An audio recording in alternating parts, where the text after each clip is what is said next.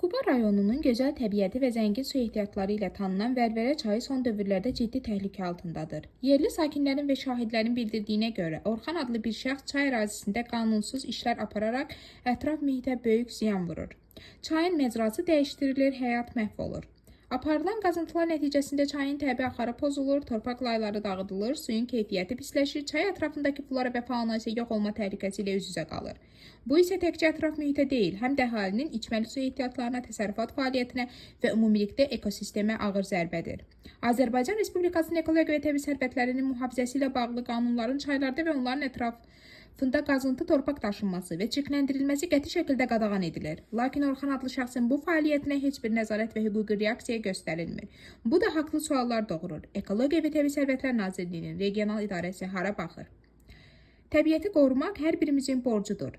Vəlvələ çayı bir şəxsin qazanc məqsədi ilə məhv edilə bilməz. Orxan adlı şəxs dərhal məsuliyyətə cəlb olunmalı, fəaliyyətinə son verilməli və dəymiş ekoloji ziyan hesablanmalıdır. Əks halda bu cinayətkar yanaşma bölgədə geri dönməz nəticələrə səbəb ola bilər.